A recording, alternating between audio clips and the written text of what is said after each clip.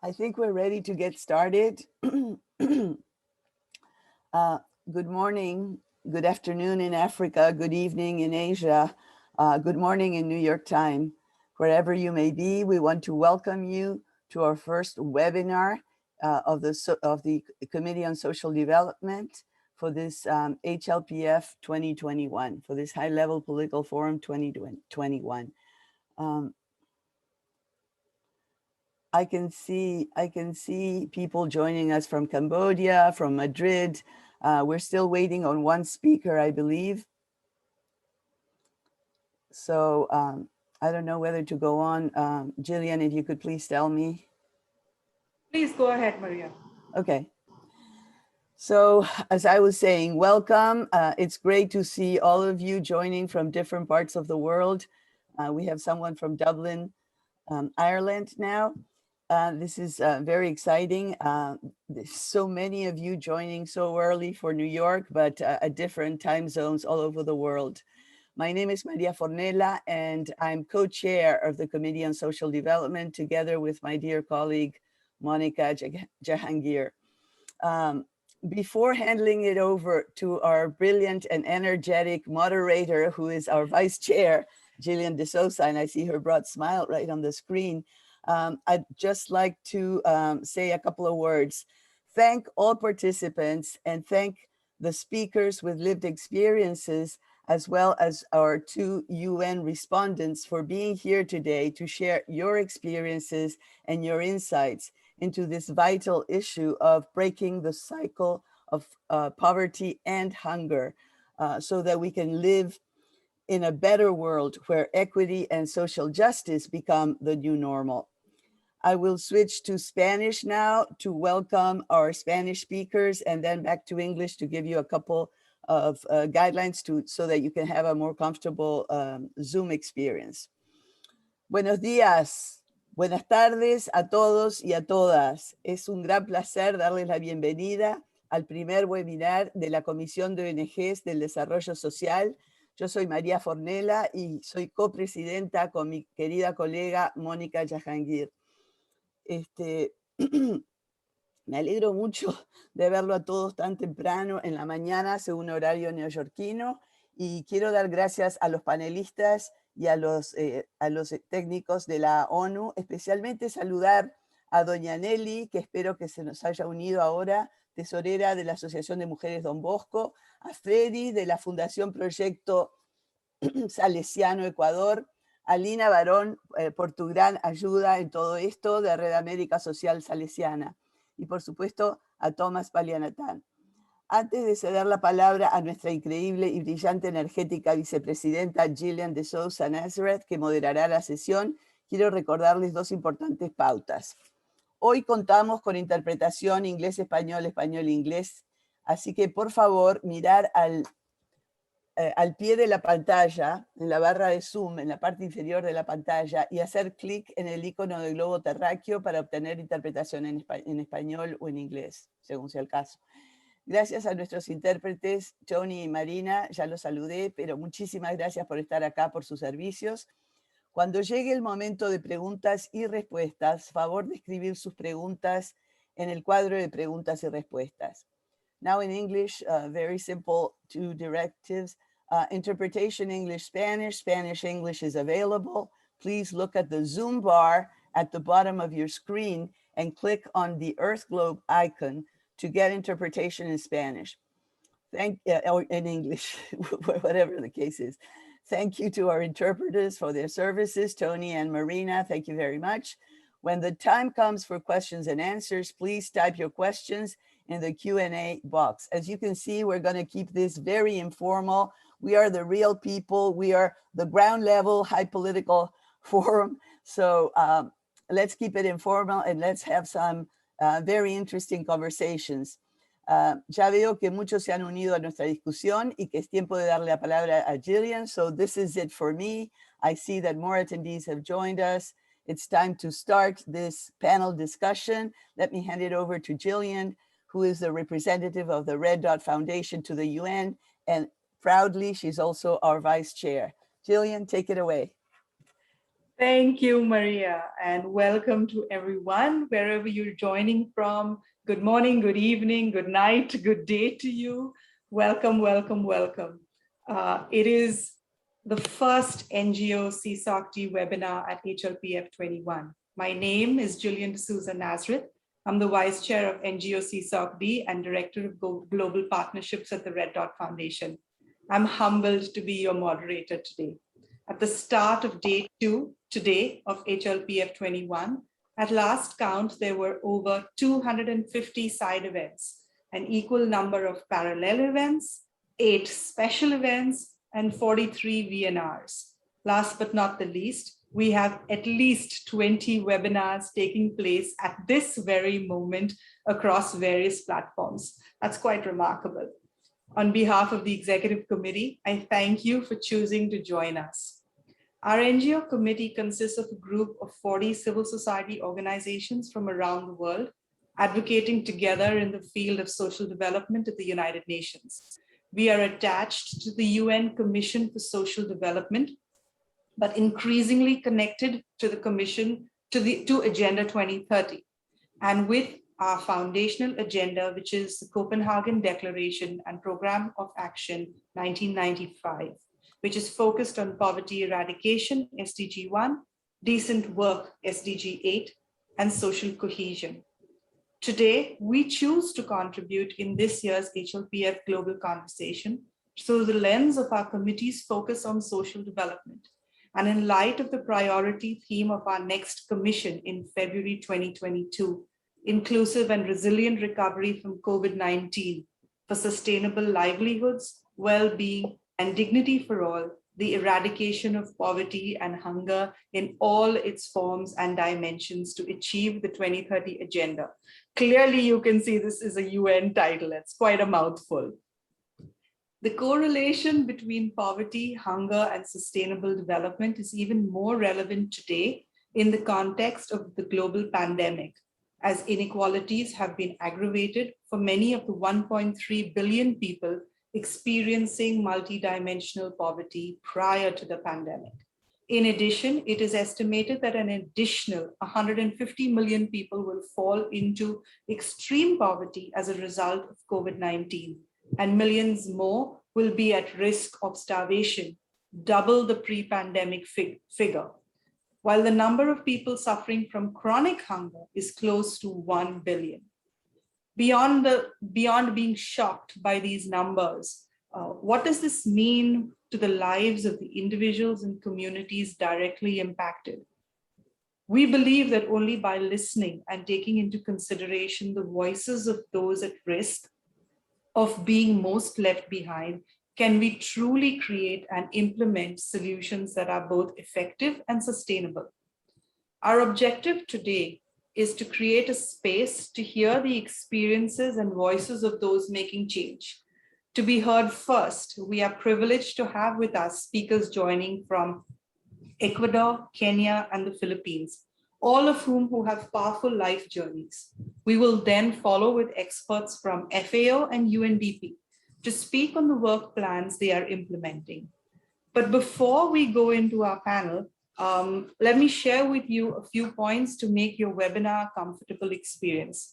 Interpretation in Spanish is available. As Maria mentioned, please look at the bottom Zoom bar to the globe icon to get your interpretation. Again, we thank our interpreters for their services. On the top right screen, you will see an icon which says Speaker View. This will allow you easier access to view just the speaker in full screen mode. for questions that you may have to any of the speakers, please use the Q&A box at the bottom. We will take as many questions as time permits. Last but not the least, this session is being recorded and can later be viewed on our website. With that, I have the privilege to share this virtual stage with Mrs. Nelly Soto. Nelly participates in a program of the Solution Foundation project in Ecuador, known as Food Security Through Agricultural Production, farming vegetables and maintaining small livestock. She also takes part in a female empowerment project. Her children are part of the center's activities and receive support for school and sports programs. Senora Nelly, over to you. The floor is yours.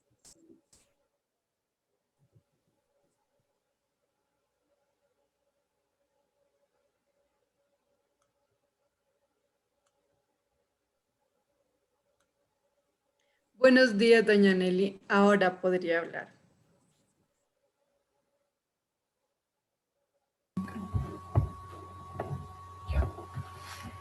Buenos días con todos. Ha sido un gusto estar aquí en esta reunión formar parte de esta reunión, ¿no? Desde acá, desde la ciudad de Ambato. Sin tener nada más que decir, agradecerle a todos por esta invitación a esta reunión. Soy de aquí de la Fundación de Ambato, que está ubicado en el Control Norte.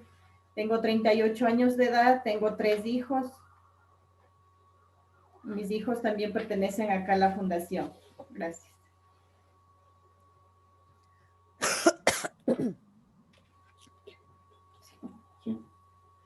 Mis hijos también se benefician de todo lo que dan aquí en la Fundación, como es el comedor escolar, el acompañamiento familiar, actividades lucrativas, talleres de ciudadanía, entre otros.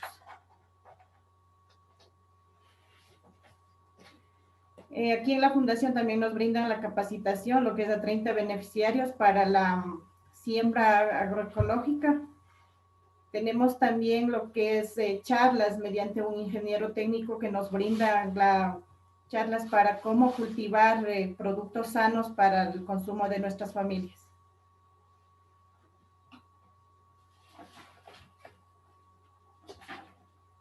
Tenemos también los semilleros comunitarios mismos que son también, que nos sirven para la siembra de aquí de los huertos familiares.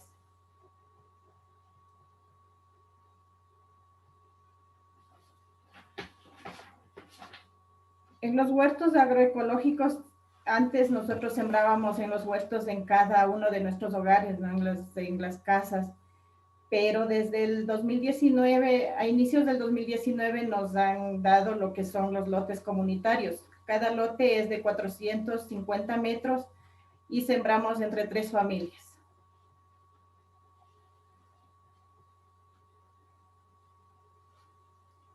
Nos han dado una capacitación para la producción de humus mediante lo que es las lombrices, para así poder fomentar la siembra agroecológica y también ser amigable con los cultivos en bajos de químicos, ¿no?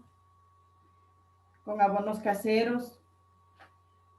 Nos han capacitado para la crianza de animales menores como escuyes, pollos, los mismos que nos sirven para la alimentación en las familias y también para la venta y comercialización.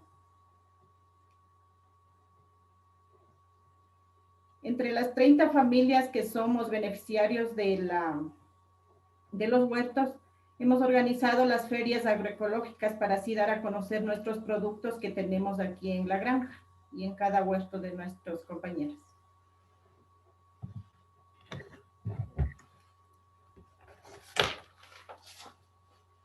Como Asociación de Mujeres Don Bosco, hemos recibido capacitaciones, ¿no? Para cómo cultivar,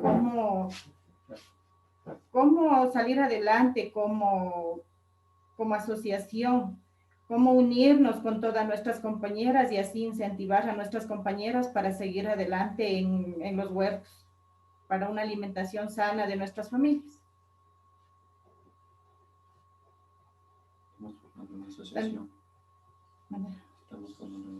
También hemos hecho como asociación también hemos firmado una solicitud al Ministerio de Agricultura de 2 motocultores. Hemos hecho la elaboración de los estatutos para formar la asociación como asociación de mujeres Don Bosco.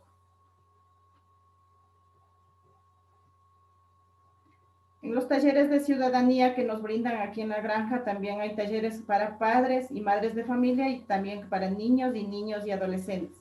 En los talleres nos dan el buen trato a la familia, la prevención del maltrato intrafamiliar, la prevención de las drogas, del alcohol, los derechos humanos, los derechos sobre los derechos que tienen los niños, ¿no?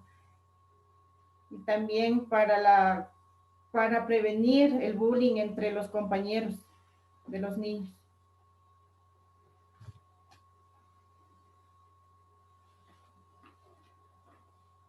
En los talleres también nos brindan talleres de alfabetización para adultos. En los talleres hay muchas personas, muchas compañeras que no sabían ni leer ni escribir. Por A o B circunstancias, tal vez no entraron a la escuela.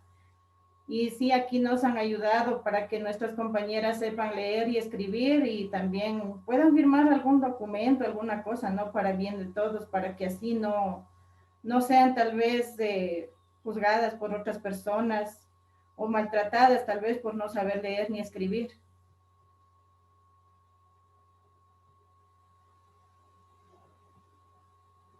En conclusión, sería que todo lo que nos ayudan aquí es muy bueno.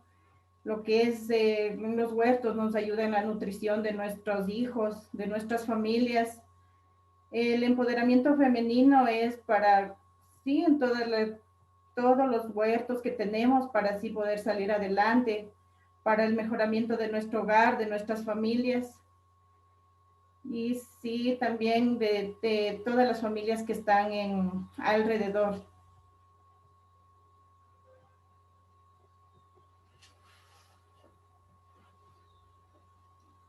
Bueno, gracias, ¿no? Por todo.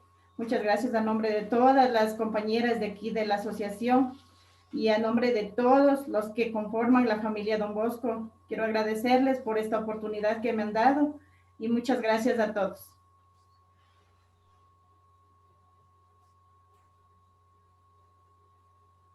Senora Nelly, if I may, we need to be thanking you for sharing a part of your life with us. Such a wonderful project, delivering such great results. I promise to come back to you later in the conversation for more details because your presentation has thrown up so many questions in my mind, as I'm sure amongst those watching as well. But for the moment, I will continue on this virtual platform and I move on to Ecuador, to another area of our beautiful planet. I am eager to introduce you to Wavinya Nyozika. I'm sure I got that wrong, from Kenya. She is the founder of the Vertical Kitchen Garden Project, targeting 15,000 households in rural Makini County. A project aimed to give families a source of livelihood in addition to sustenance. Wavinya, I welcome you to join the conversation. Thank you so much, Gillian. Thank you, the team. Gillian, I hope you're going to be sharing some of the pictures of the work that we're doing. Yes, I hope everyone can see or hear me. And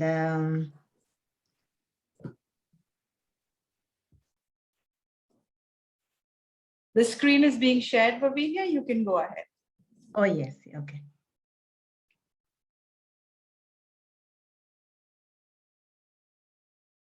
Yeah, so my name is Wavinya Nzioka from Makweni County, an equivalent of a state in the US. And I am passionate about the SDGs. I believe the number 17 to me is divine because I have been brought up in a very polygamous family, a very poor polygamous family. I'm number 17 or we can say the last born in a family of 17. And my father died when I was 17 years old.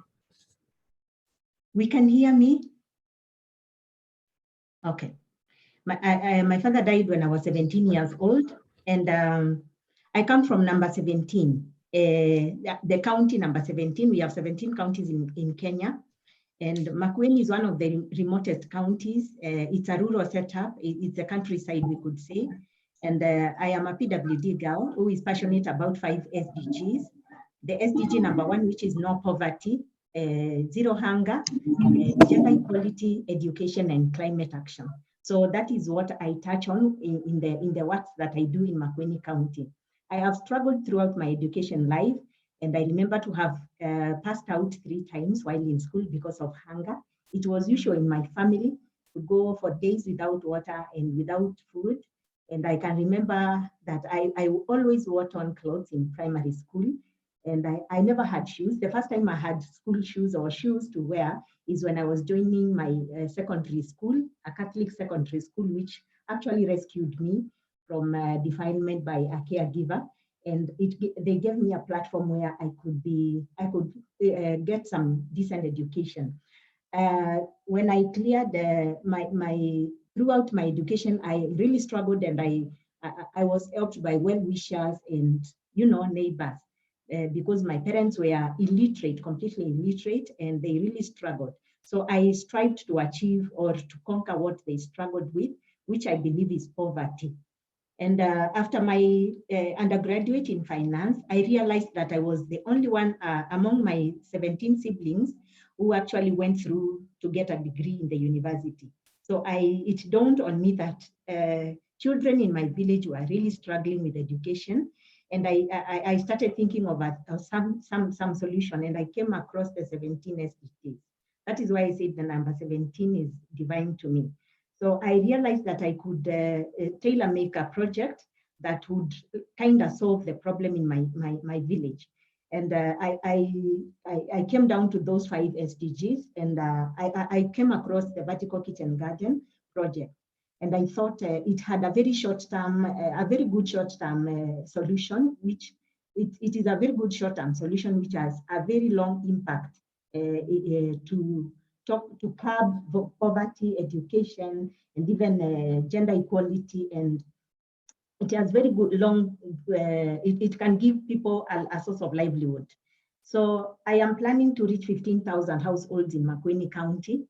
And so I am planning to partner with people like DT Tech Africa, which empowers the youth to do self-employment projects. And I also want to work with the Salesians of Don Bosco, which is actually in 35 countries across the world. So I want to scale up the project for sustainability.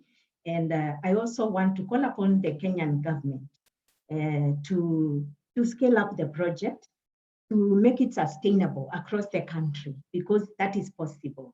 So this project, I am also planning to roll it out to the 300 primary schools in Makueni County, public primary schools, so that we augment it with the midday meals that they have in school, because it brings along nutrition, good nutrition, because what we are growing in those vertical kitchen bags is green leafy vegetables, which may not be available, or which is actually not available in many homes in my rural area. So I want them to augment that with what they have for the children during their lunch hours. So this is a project that I'm calling upon the country to mainstream it, to make it a program that can be run through the Ministry of Agriculture for scalability and for sustainability. I therefore suggest that the UN and the Kenyan government put up some policy framework to support food production, because this particular project aims at improving the livelihood of the people and bringing nutrition to the people. So it calls for food production, increased food production. So if it was supported by some policy, for example, I want to suggest that we mainstream the innovation of innovative agricultural practices like these ones for sustainability and scalability. And secondly, I wish the government and the UN to support innovative and creative ways of, creating like incubation hubs for agriculture and mainstreaming agricultural practices like these ones. And I also wish to call upon the investment in research, agricultural research. So policies that support agricultural research are for widening agricultural research touching on local resilient food chains, because we need food production, increased food production. I also want to call the Kenyan government and the UN to support environmentally friendly initiatives like these ones, because they are tackling climate action or climate change.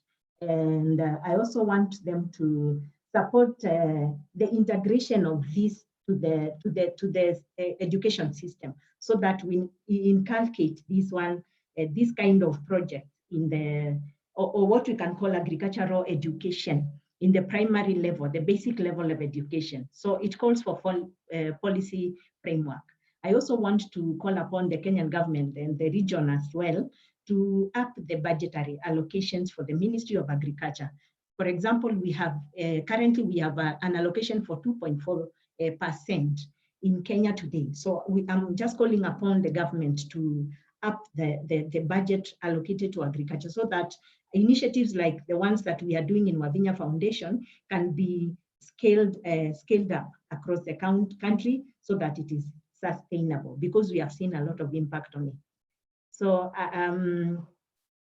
those are some of the suggestions that I'm calling upon the government, or the governments and the UN partners to support. In the policy framework, that is where we are lacking. Of course, there is some policy that enabled me to do this. And one of them is that in Kenya, we have a policy that enables women and youth groups to, when they come together, they can register and access loans to do projects like these ones.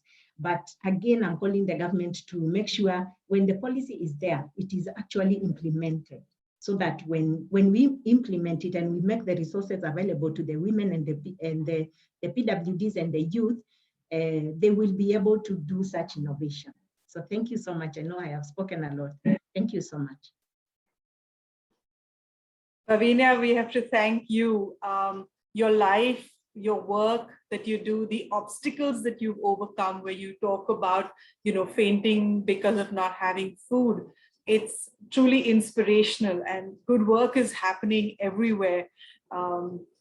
It leads me to our third speaker of this morning, who's Father Bendigo Beltran, SVD, CEO of the Philippine Sustainable Challenge and the Veritas Social Empowerment, Inc., a social enterprise that seeks to connect the urban poor with impoverished farms and fishermen, utilizing the internet so that they can trade directly through the Veritas e-trading network. Father Beltran is also the president and CEO of the Children of Mother Earth, a dance company featuring youth who were born and grew up in the Smoky Mountain garbage dump, formerly the third largest untreated garbage dump in the world. And I use the word formerly because Father Beltran and his team are working hard to change this. And I'm looking forward to hearing how, when he shares the experience with all of you. Father Beltran, the floor is yours. Good evening. It's evening in our place, so good morning, good afternoon, as the case may be. I'm Father Benigno Beltran, SBD. I'm a missionary priest. I am a member of BIBAT International Philippines chapter. I am the lead convener of the Philippine Sustainability Challenge, an association of people and organizations seeking to achieve the Sustainable Development Goals by 2030. So I was already working for the Millennium Development Goals, and we discovered you have to have a rallying point. So we have 3 rallying points: the environment, the economy, and education. In the environment now, from 2015, our vision is to plant 1 billion bamboo by 2030. Why? 1 billion bamboo will earn $25 billion, equal to what our foreign workers are earning now. And bamboos can easily can be harvested earlier and absorbs 35% more carbon dioxide than an ordinary tree. So the government gave us 600 hectares, and we are working with the Department of Environment and Natural Resources. And the government also is making into law the Philippine Bamboo Industrial Development Council. And we are already talking to an investor in Singapore, looking for 20,000 hectares to be planted to bamboo for renewable energy, bamboo chips. So we chose bamboo because of climate change, 35% more carbon dioxide, because we have to prevent erosion and flooding. The mountains in the Philippines are almost denuded. 90% forest cover in 1900, now it's only 12%. So we are in a hurry, and 2030 is fast approaching. And for the jobs, there will be a lot of jobs created if you plant 1 billion bamboo, seedling nurseries, nurturing the seedlings until they become mature clumps, harvesting the poles, and then bringing these poles into factories so that we could produce chopsticks and barbecue sticks, bamboo charcoal. We will even process the bamboo shoots. Okay, that's for the environment by 2030. The second thing we're doing is to network 1 million organic farmers and connect them directly with the urban poor in the cities. So we are talking to 500,000 farmers now because we are into organic agriculture. Filipino women are #1 in Southeast Asia with regards to breast cancer incidence. 1 in 13. If you add cervical cancer and ovarian cancer, 1 in 8 Filipinas will have some form of cancer, reproductive parts of their body. So we would like to do organic, and we will network them through an e-commerce platform, and we have been granted by the central bank permission to use digital currency, we call it Kusing PH, for financial transactions online. So we give the farmers e-wallets. We're working now on facial recognition software because 83% of farmers are unbankable. They do not have birth certificates. They do not have the necessary document. So we will give them their own digital identity, and we will use blockchain to protect their interest. And we will give them e-wallets afterwards. And from the e-wallets, we will print ATM cards acceptable in ATM machines all over the country so that the funds from their e-wallets can be turned into physical money. So we are working now. We have just finished an app. It's called Agro Digital. It will make it easier for the farmers to plan their planting season, when to place the organic fertilizer, and also to market them to the urban poor, who will have their own cell phones and tablets, and they will see the postings of the farmers, organic chicken, organic pork, organic rice, organic vegetables, and organic fruits. Direct. So we would like the urban poor to know who are producing their food. In the Philippines, 60% of the population are engaged in agriculture. They are the poorest. Imagine 60%, and then many of them are hungry. Food producers being hungry, that's unacceptable.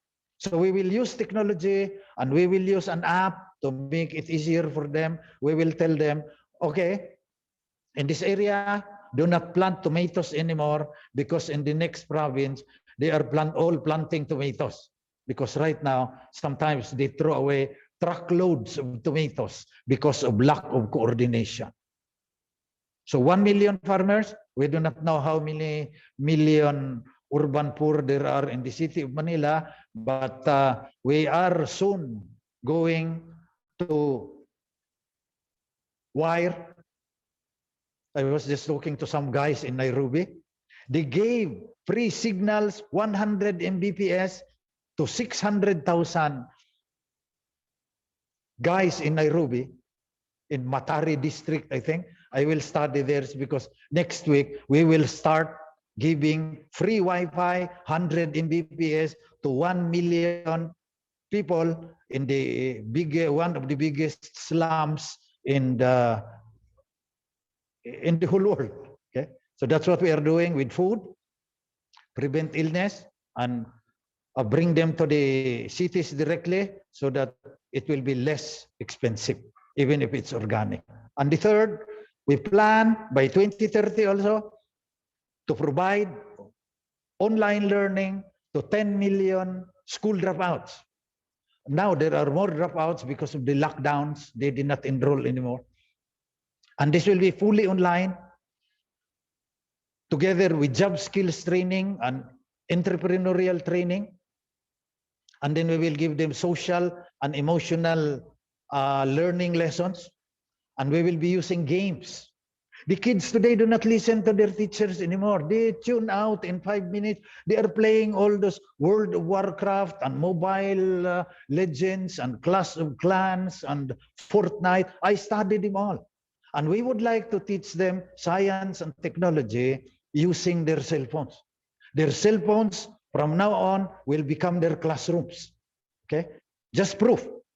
44 of our kids joined the Minecraft contest. It's called the Hour of Code. You do not know anything about coding, but you play Minecraft, then you will know how to code. And our kids, 44 of them, in 5 days, they were able to write 11,444 lines of code. And that will be the jobs of the future. Digitized farming using drones and GPS. And then the kids, digital literacy, using blockchain and artificial technology. That's what our dreams are for the Philippine Sustainability Challenge. And I think it's very easy to dream, but I think we have reasons to believe that even if we could not attain, for example, the 1 billion bamboo, we will arrive very far because of technology and because the millennials and the Generation Z are with us now. They're all in social platforms. They're dancing in TikTok. So you play something there, they will know. They will know that we have a contest in Minecraft Education Edition. So I would like to ask for your help in praying, all those who believe. Those who do not believe, just hope that we will be able to do this. 1 billion bamboo by 2030, and building up the bamboo industry with factories to build furniture and construction materials. 1 billion organic farmers connected with, we do not know how many million urban poor in the cities, using an e-commerce platform, digital currency, blockchain technology, and double ledger entry. And from 2015 to 2030, 10 million out of school youth given high school diploma and being digitally literate, and also provided with job skills and entrepreneurial training. Thank you very much. Father Beltran, that was amazing. I learned more about Minecraft and games and digital technology. Muchas gracias. He aprendido tantísimo sobre digitalización, sobre programas agrícolas. Muchísimas gracias. Taken up.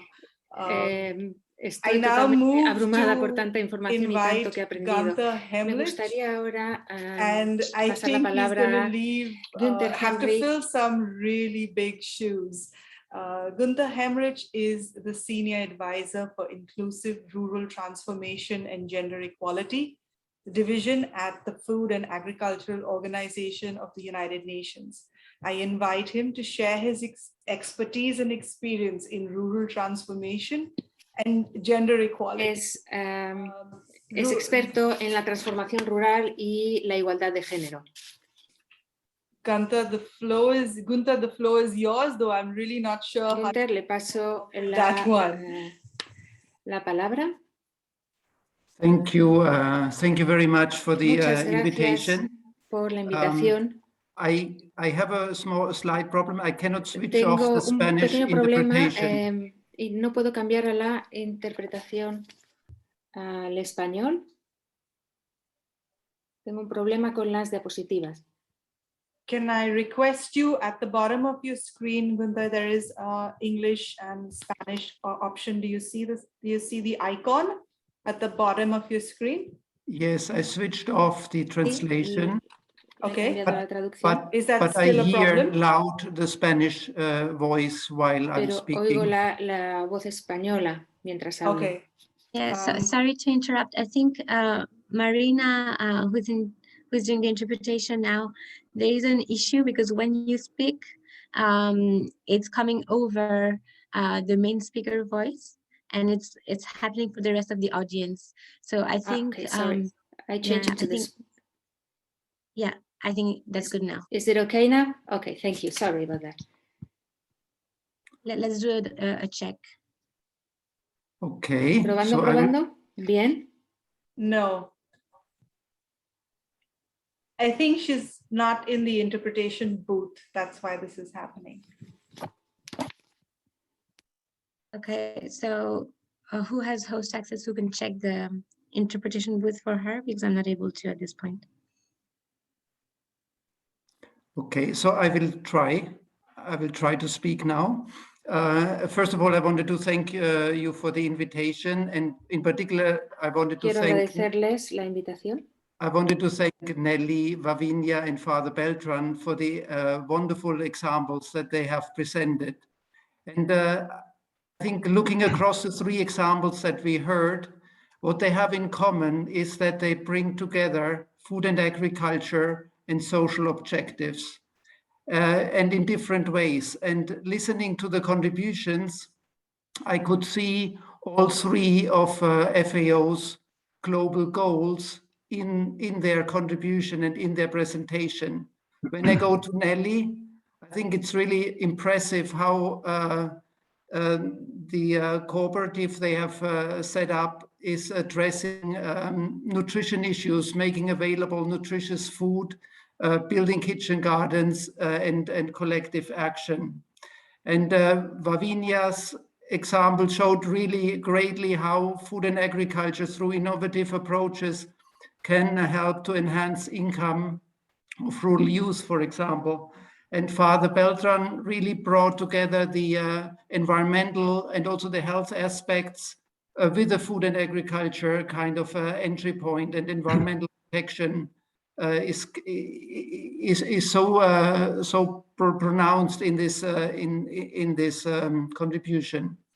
Now, when we look across the globe, I think we do see that the challenges that we are facing can be overwhelming in terms of climate change, degradation of the natural resources, biodiversity loss, but also the setbacks that we are experiencing in terms of hunger reduction and poverty reduction, also partly as a result of COVID-19. And I think it's important to look at this dimension from a global perspective and to see how the different country experiences can come together and find solutions together.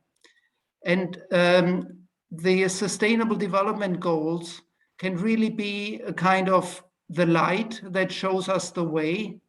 And I would like to quote the UN Secretary General when he said, "The Agenda 2030 is our roadmap, and its goals and targets are our tools to get there. Now, FAO, in that spirit, has just revised its strategic framework. And there is one kind of sentence that I also would like to quote because it describes basically the essence of that new strategic framework. And it says, FAO supports the 2030 agenda and as well as its members by focusing on the transformation to more efficient, inclusive, resilient, and sustainable agri-food systems for better production, for better nutrition, for a better environment, and a better life, leaving no one behind. And I think the leaving no one behind, as well as the inclusive agri-food systems, are central to the discussion today. And so what does this mean in practice?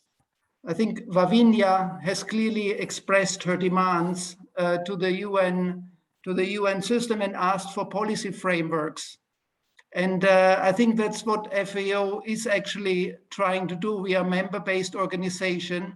We work with our member countries to include these aspirations that are expressed in our new strategic framework in the policy frameworks of the countries. And through that, then open the door for investment in sustainable food value chains so that these live up to the aspirations in terms of environmental and social benefits. And leaving no one behind and inclusion are really key principles in this. And that means basically benefiting smallholders. It means including and supporting rural women and youth. It means including indigenous people in agricultural development efforts, and also generating jobs for youth, which is so central to the challenges that we are facing. And so with that, FAO as a food and agriculture organization has, of course, important SDGs that relate to land, water, and climate. But I think it's quite striking that the organization said our guiding light is SDG 1, SDG 2, and SDG 10, because there will be no achievement and no progress in the core areas of agricultural food systems transformation unless we embrace the issues of equality.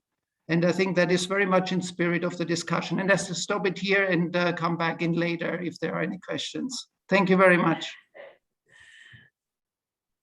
Gunda, thank you so much, and apologies for the technical problems earlier, but I think but thank you for speaking. It has been enlightening, and I speak for myself when I say quite educational. Thank you for everything that you and the FAO are doing.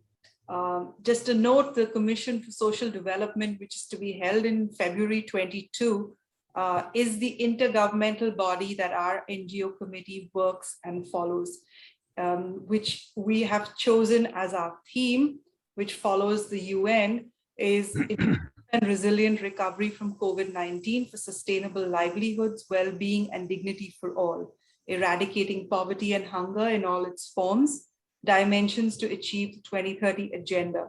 This effectively and directly links to SDG 1, SDG 2, SDG 10. I think, Gunther, you just mentioned all three of these, and effectively SDG 17, which is partnerships. Because I think if nothing else, all of our speakers have just shown that they have worked in partnerships and through linking the various SDGs to achieve their goals. I'd like to give a special shout out here to the NGO Committee's social media team, because they have worked really hard in showing the linkages of the SDGs and the data points on every graphic that we've seen so far. Last but not the least, I'd like to move on to Mr. Agustin Behemuka, a technical specialist in democratic governance, human rights, and gender equality for the United Nations Development Program in Tanzania. Mr. Behemuka is a Ugandan lawyer with over 20 years of experience He has worked in Uganda, Malawi, Afghanistan, and Tanzania, promoting community empowerment through access to remedies and taking up issues of poverty and freedom from hunger. This also includes working with women and orphan widows. I invite you, Mr. Behimuka, to take the floor. Thank you very much, Kilian. Thank you very much, moderators and other presenters and participants. I can still have quite a lot of participants. And good afternoon, good evening, good morning to all of you. So I will just briefly talk about what UNDP does, but it is not so different from what FAO does because we are all in the same family of the UN family. It's just as we do different components, but we augment each other. And as you mentioned, we look so much on policy frameworks, work on policy frameworks so that the public policy is answering needs of the people, especially the most vulnerable. And we do this normally when we identify in an area which is like almost left behind.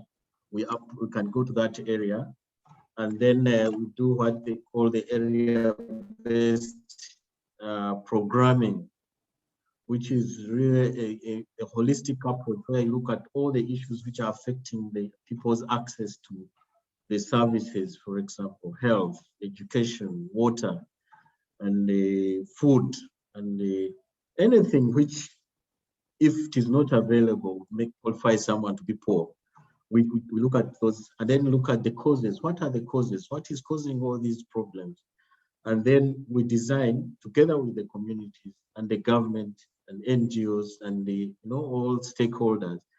We design interventions which are likely to uplift people from those kind of needs. Of course, we use our human rights-based approach, well-tested, where we identify the duty bearers, the rights holders, then try to see how we can build the capacity of both so that they can hold each other to account. While the others are being able to provide services, the community should be able to hold the duty bearers to account. Then, of course, we target mainly you find there are those people who are really at the margin.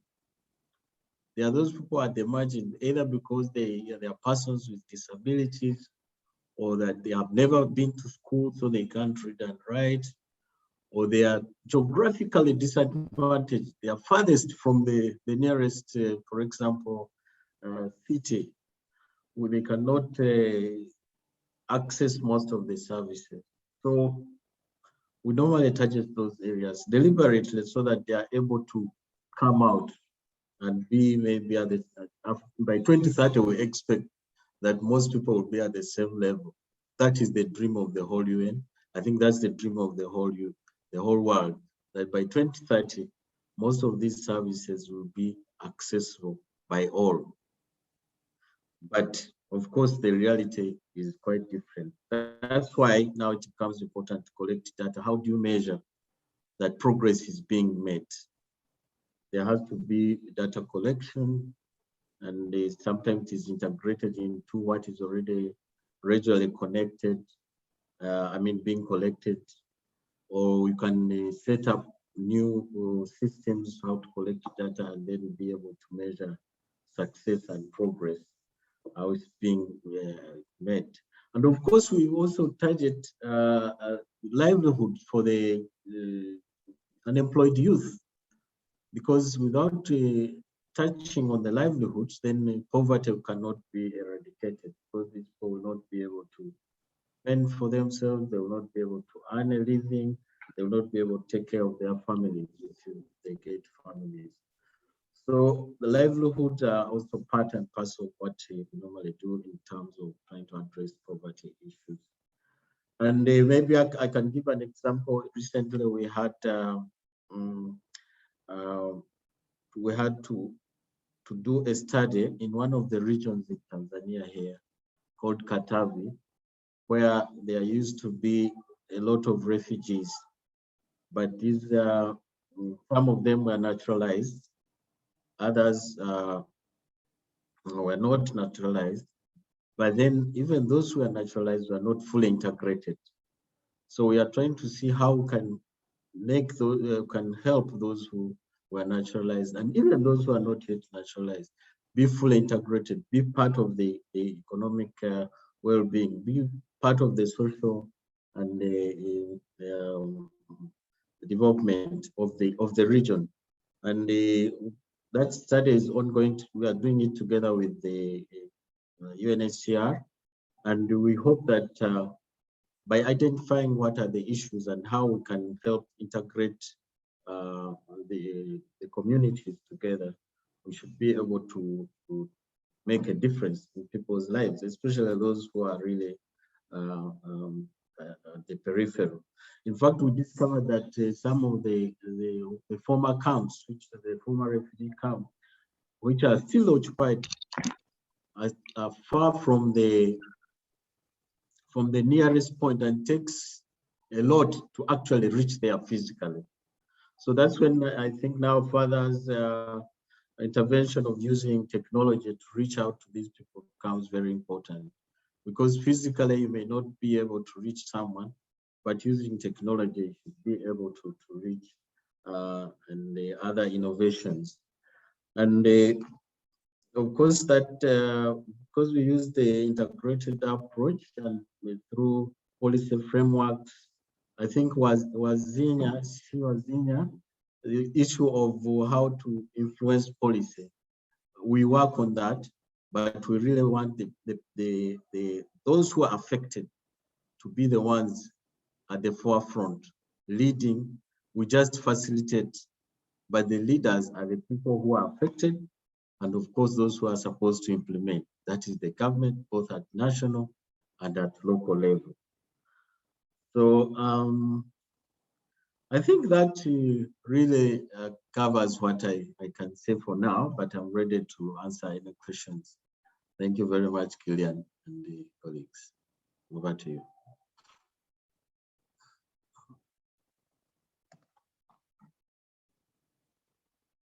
Augustine, thank you. Thank you so much. I apologize for the delay in unmuting myself. I think I want to thank all of you for your contributions so far. I request you to continue to keep your videos on. At this time, I also invite Freddie Ruiz to join the conversations. Freddie's from the Cilician Missions.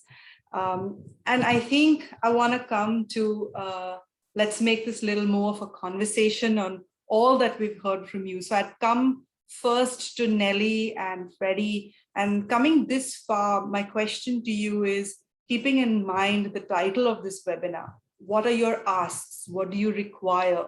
What do you need to take your project to grow, to expand, to take it to the next level? What are your asks? I hand over to Nelly or Freddie, whoever wants to take the floor.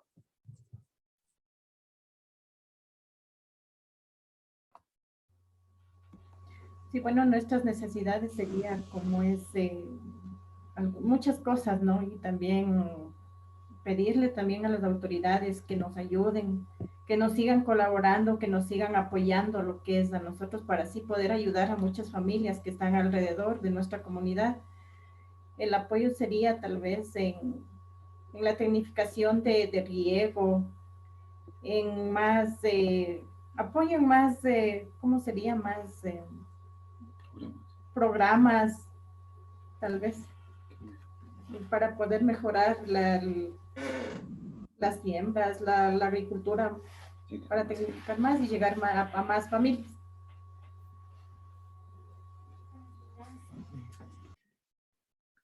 También nos gustaría complementar diciendo que esta experiencia de trabajo con las mujeres en Ambato vamos trabajando 3 años, ¿no? Pero entendemos que el desarrollo son procesos de mediano y largo plazo, entonces nos gustaría poder continuar trabajando con estas familias, ¿no? Garantizando la seguridad alimentaria de sus hogares y que con el excedente de la producción agrícola y pecuaria que puedan tener, pueda servir también para generar ingresos en sus hogares y mejorar esta situación de pobreza por la que vienen pasando, ¿no?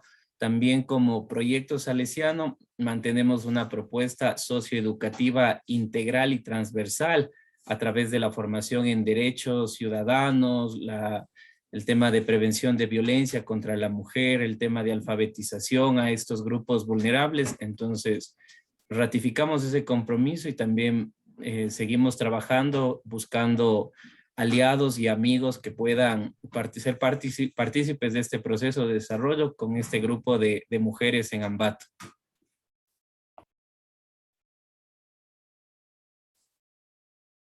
I truly appreciate the very clear asks that you all have.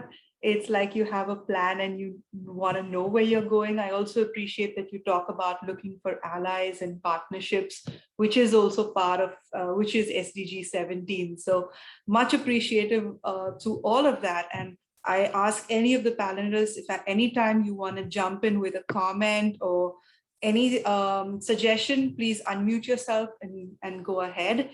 But I'm going to turn to Vavinia now and ask, you already in your initial presentation had very clear asks. You seem to know exactly where you were going. I'd like to know a little more detail on the process of how you get from start to finish. If you could just expand a little more on the details. I'm not sure, Gillian, I got what your ask is. The process of getting my ask or the process of the project? The process of the project. Basically, we are a grassroots organization. We call it Wavinya Foundation, and we work with groups of youth and women. We are calling out the youth to agribusiness because it creates, of course, employment for themselves, and they can make a living out of it, and they can also get nutrition. So out of my asks, one of them was a policy, of course, not really a policy because the policy is there in the Kenyan government about the accessibility of finances for the youth. Of course, we need funding for this. Getting to 15,000 households and covering 300 primary schools needs money. Reaching the youth needs money. So there's a framework for the youth to access funding through there's something that the government organized, but it hasn't really been beneficial to the youth because there's a lot of bureaucracy in accessing the funding. So that is where my ask would be for the Kenyan government to really make the funding, because it is in the form of a loan. It's credit for the youth. They borrow and they are expected to return. Even there's also a framework for the women.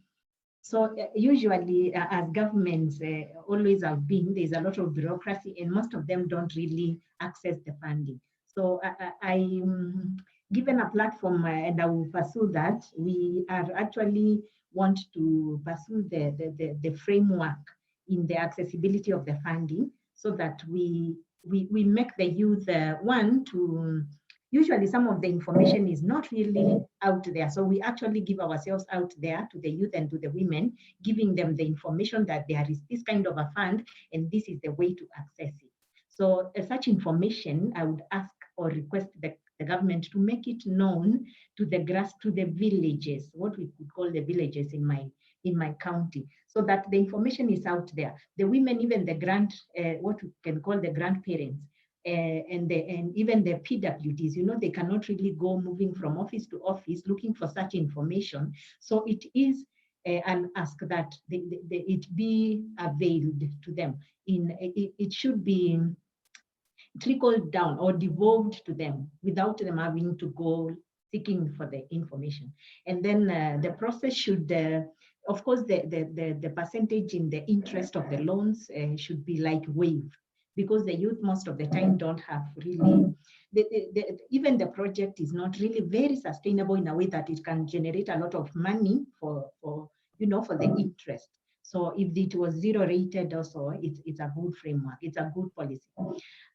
So when we go back to the process, when you go looking for them, we encourage them. So even a framework where they are encouraged, I wanted to ask the government to, and I actually did that in the presentation, so that agriculture is like, or those agricultural innovations are mainstream in the ministry practices, in the government practices. It is made like a government practice for primary schools to be, for the kitchen gardens to be installed in primary schools. So it is like the work of the ministry to do that, so that most of these grassroots CSOs like us, we are not yet funded. We are not yet, we are really struggling to do that. So if it is government policy, then allocations will be done.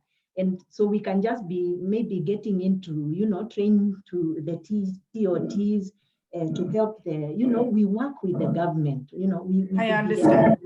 Yeah. I understand what you're saying. And I think that leads me directly to Augustine, actually, because I know the UNDP has a lot of programs in place, a lot of successful programs in place.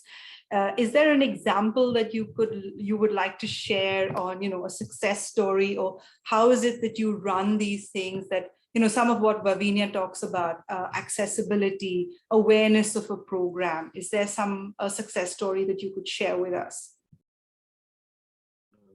Thank you so much, Gillian. We have quite a number of success stories, but I will just talk about one, which I was very much associated with myself, where we worked with a community in Zanzibar, which had been displaced due to extractive industry activities without any compensation. So through our programs, which we run, of course, through CSOs and the government, the community got to know that, they could actually have redress they could not be just wished away.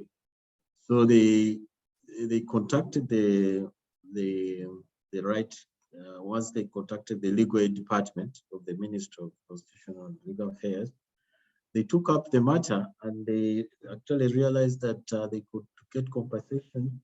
They wrote to the people who were responsible, and they didn't even need to go to court. Sometimes it is just knowing what to do. You don't have to go to court.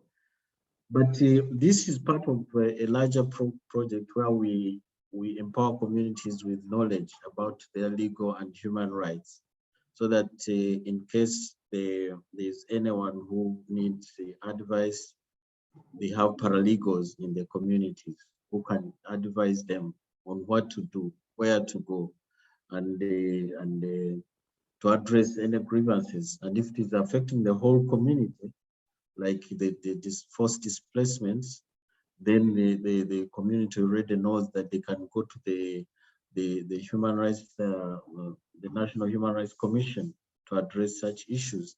They don't even have to go to court, because court processes are normally very, very cumbersome. They will ask for all sorts of things. But there are other avenues where you can access redress. So, but people don't know. So I think it's very important that we always work with communities, empower them with information, and so that they are able to use that information when they need to. Yeah. Perfect. Thank you so much, Augustine. And actually, for our next question comes directly from our audience members, and these are for Father Benigo. There are two questions. The first comes from Jim Claffey. Does Father Benigo have full-time or part-time staff, and how many directing this multifaceted project, or is it volunteer-driven? Our second question for Father comes from Jean Quinn from Unanima International. Can you speak a little bit more on the 60% of population engaged in agriculture and yet many still hungry?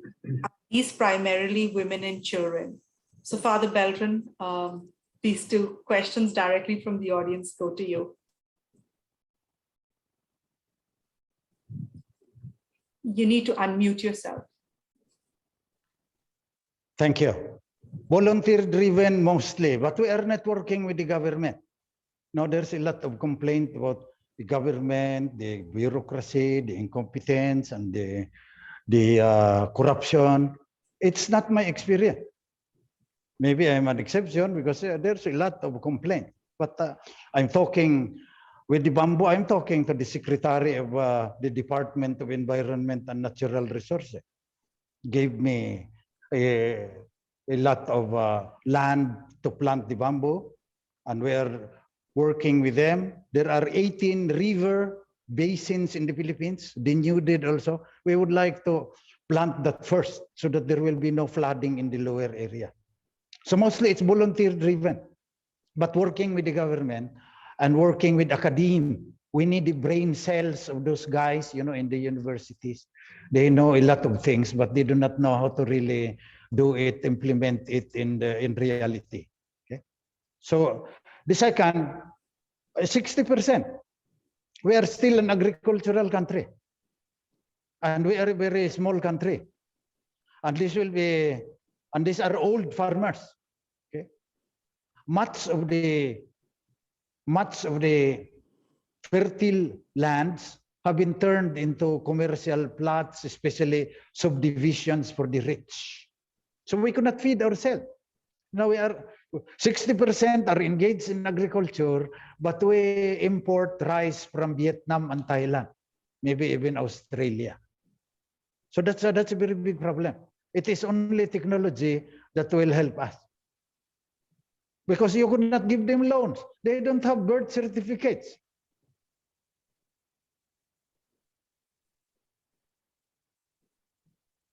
So there's an agriculture reform program, but since the farmers, they were tenants for a long time, they were always told what to do. So even if the government will give them 4 hectares, 7 hectares, they do not know how to manage it. And that's why they remain poor. Even if, so they sell the land again back to the former owner, who was already paid by the government for giving it to the farmer who did not know how to manage it. To Jean and Jim, I hope Father has responded sufficiently to your questions. The next question we have, also coming directly from our audience, goes to our colleagues in UNDP and FAO, to Augustine and Gunther. The question is, how can NGOs partner with other UN agencies besides ECOSOC? For example, to help in an implementation of a program or a goal? And do your agencies provide resources to help mobilize people? So either one of you can take that.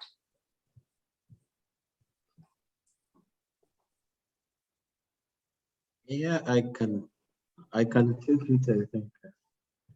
Yeah, we actually work with the civil society organizations, even at the grassroots level. Can you hear? Yeah, at grassroots level, and depending on, and sometimes we use them to implement some activities, because normally we implement through government because we work directly with government. But there are exceptions where we have to work with the civil society organizations to implement some of the activities on the ground, especially in those areas which are very far from which are remote, where the government may not even have a footprint itself, or where there are times of insecurity. The civil societies and NGOs play a very big role in implementing our activities on our behalf.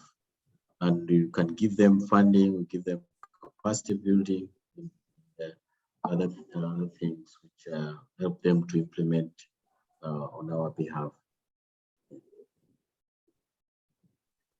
Thank you, Augustine. Gunther, if you'd like to. Yes, I would. I think it's quite similar for FAO. NGOs are an important partner in the implementation of our programs. We do have a kind of a civil society strategy. We have kind of protocols for engagement, and they play a huge role, in particularly in kind of emergency response activities. But I also wanted to briefly touch on some of the asks from Nelly and Vavinia. I do think that in terms of following up on kind of support for programming or providing access to resources, of course, it's always important, or there's a need for a kind of a programmatic container that allows for this collaboration. And with many countries, FAO is now starting up something that is called the Hand-in-Hand Initiative, which focuses on particularly agricultural areas to kind of harness the potential of agriculture to contribute to poverty reduction and rural transformation. And the point that was made that often it is like the pockets where malnutrition or hunger is highest is actually in the agricultural areas is quite common, observed. And I think it's important to think of that in the context of rural transformation as countries progress and as there are other jobs created outside of agriculture. It's then when kind of the nutrition situation improves. It's usually not agriculture by itself. And it's important to manage that transformation process and actually to think of that process as an intergenerational process. It does not happen from one day to the next. It's really something that plays out over a generation, where it's important now to invest into the education of the children so that they have a wider range of options. In terms of youth programs in Kenya in particular, I think FAO does have a program to support rural youth. And of course, we are always available to make connections or to bring people together and to see what can be worked out there. Over to you. Thank you, Ganta. I think you elaborated really well. There are a lot of questions coming in about how to connect with UN agencies, funding. So I think your hand-in-hand project also explained a little bit of that. So I think for those of the questions coming in related to that, I thank you for responding in advance to them. I'd like to press you a little bit further on if you can share information on how FAO has, what is their macro plan and links to connecting the SDGs. I see the lovely, SDG wheel in the background, so I understand it's a focus. Can you talk a little bit about FAO's plans in achieving the Sustainable Development Goals over the next decade? Yeah, I can briefly touch on that. I already mentioned our new framework. Underneath these frameworks are kind of 20 program priority areas.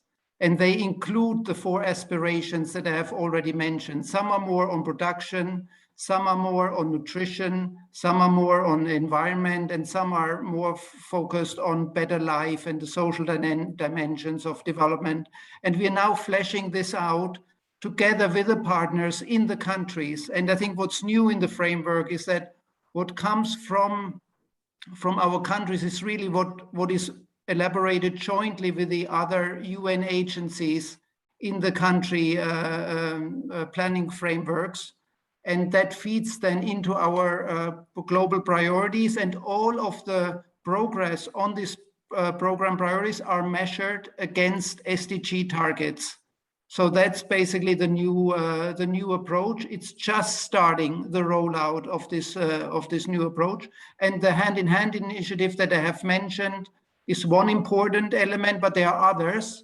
And I just wanted to mention also for Father Beltram, there is a big initiative called the Great Green Wall of Africa, which basically is about reforestation. It's Africa focused at the moment, but there's certainly also a possibility to make connections to the bigger flagship programs. Wonderful. Thank you so much. And this conversation could go on forever, but time restricts us, and I'm going to open the floor directly to Vavinia now, and then to Nelly. If you have any last parting words for us, how, for example, have you coped with COVID-19. You talk about this plan, you talk about how you're moving forward, you have asks. Has in any way COVID-19, the pandemic, the lockdowns, changed the way you continue to do business? And a few last words for us. Lavinia, over to you. Thank you, Gillian. Thank you, the team. COVID has really hit Africa. I know there's a general perception that Africa is not hit, but we are very much hit by the COVID. Like farmers, and the groups that we deal with, many have lost jobs because of, in Kenya, there has been lockdowns, and there's still a curfew that is, restricting business people and farmers in the way they do their work and the way they market their produce. Because, with the curfews, you cannot really move your fresh produce from point A to point B for sale and such kind of things. So we are very much hit by the COVID, and the economy is doing very badly. And I don't know what really to ask, but people have really lost livelihoods in Kenya and across the region. And the youth are really hard hit because, they are just finishing school and getting to a very low economy where they are not being absorbed for jobs. I work with the youth a lot, so I really put their agenda forward. They come to a very hopeless economy, and it really is even raising mental health issues like depression and the kind, and even making them get to bad practices like drug abuse and so forth. So I don't know what really to ask, but there are those I don't know, injections to the economy. I don't know what kind of things that could be done to the economy, but through maybe funding, through partners like FAO and, the UN agencies, we could, hype what we are doing as the youth in the grassroots. We can, hype the farming, and, we could also get ways of doing value addition to what we are doing, because again, we have to preserve the produce. For example, we are dealing with the green leafy vegetables. We have to do preservation of the same to endure the curfews and the so forth, so that it reaches the market, as good produce. So I don't know, market linkages also in the local government. So at this platform, maybe at this space, I could maybe talk of partnerships to, see what we are doing being sustainable, and also being of help to the youth, especially, being a source of livelihood to them. So appreciate. I think that's. I appreciate. I understand what you're saying about partnerships and about financial resources and getting people back into school. And I think, Nelly, that would, you mentioned you have 3 children. So, are they back in school? How has been the recovery from COVID and moving forward?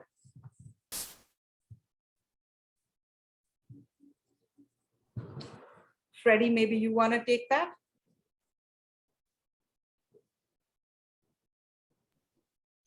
Gracias, Guilla. Acá en Ecuador, el tema de la pandemia también ha golpeado fuerte, ¿no? Ha sido uno de los países a nivel de América del Sur que la crisis sanitaria no es llevada de la forma más acertada. Sin embargo, a través del proyecto de empoderamiento femenino y seguridad alimentaria, sobre todo en la ciudad de Ambato, si bien estamos trabajando con 30 familias, estamos impactando alrededor de unas 150, 200 personas del área periurbana, o sea, área rural de la ciudad de Ambato, ¿no? Ha sido complicado el tema de poder comercializar los productos, sobre todo en los meses fuertes de confinamiento en el año 2020. A pesar de esto, las familias se pudieron, el tema agrícola lo pudieron seguir trabajando. Aquí me gustaría decir algo importante. Nuestras familias trabajan en espacios, en 8 hectáreas de terreno de los salesianos. Es decir, los salesianos acá en Ecuador han trabajado y han articulado la entrega a manera para trabajar, ¿no? Con estas familias en estos terrenos en donde cultivan.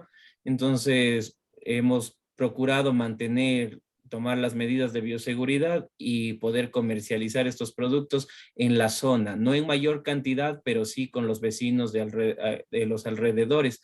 En cuanto a la educación, ha sido más complicado. Hemos venido manejando ya 2 años lectivos de teleeducación, pero una teleeducación totalmente falsa, porque las familias con las cuales nosotros estamos trabajando no tienen acceso a medios tecnológicos, no tienen conectividad, muchas de ellas, o sea, el internet es escaso. ¿De qué teleeducación estamos hablando? Como propuesta de los salesianos, hemos articulado espacios, centros de cómputo en donde las familias se acercan y pueden acceder a sus clases, ¿no? A poder culminar el año formativo.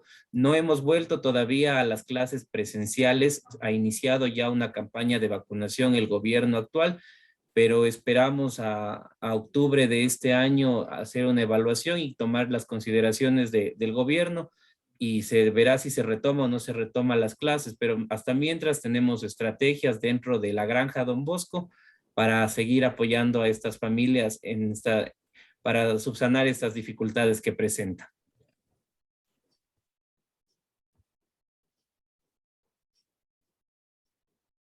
Freddie, I appreciate your positive energy and your forward-looking experience. So thank you for that. And Nelly, is there something you'd like to say?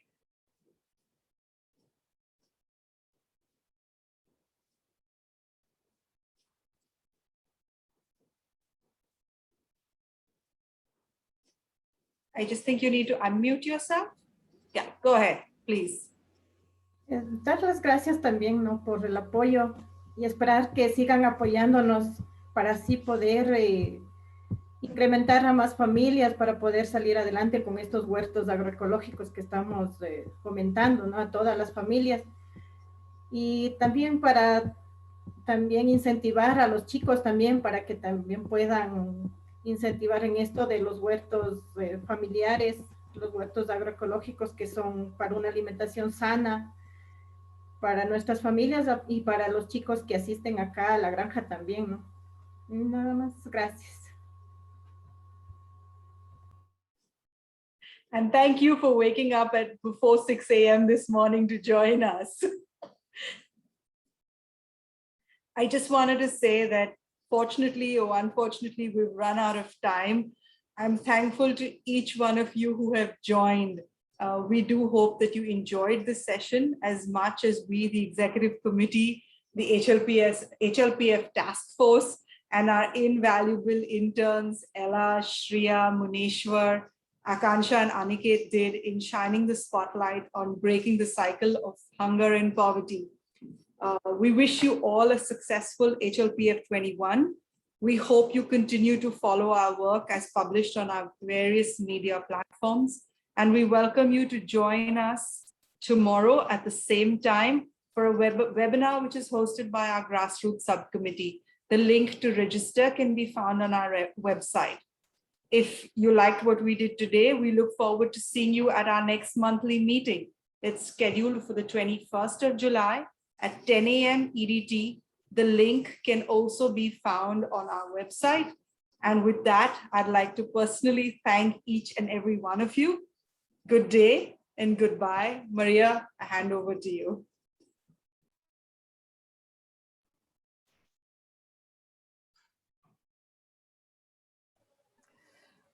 What a wonderful opportunity for all of us to get together and to share experiences, expertise, guidance. I am so pleased to have had this. I would like to do it again very soon.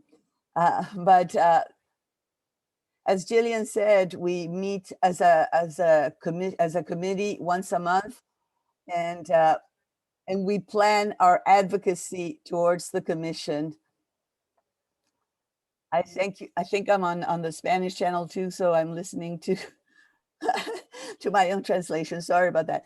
Anyway, and I couldn't concentrate as much, but thank you, Benigno Beltrán. That was wonderful. Thank you, Vavinia. Wonderful. Muchas gracias, doña Nelly. Le agradezco tanto que haya pasado casi toda la mañana con nosotros. Gracias, Freddy. por explicar todo y muchas gracias, Gunta and Augustine. Thank you so much for your expertise and for sharing the programs and the venues, as Augustine said, and your new strategy and your new initiatives. That's very important because we come to this to get information. We come together to help each other, to support each other, and to get information. I'm sorry that I switched from language to language. Sometimes I don't even realize which one I'm speaking. But again, muchas gracias por haber estado todos aquí. Thank you very much for being here, and we hope to see all of you again soon. Gracias. Thank you and goodbye. Thank you. Bye. Bye. Bye. Thank you. Thanks, everyone. Thank you. Bye-bye. Thank you. God's blessings on everyone. Bye. Thank you, Father Beltran. Gracias. Bye, Nelly. Gracias. Gracias por todo. Un gusto. Hasta luego. Hasta luego, Ruiz. Bye.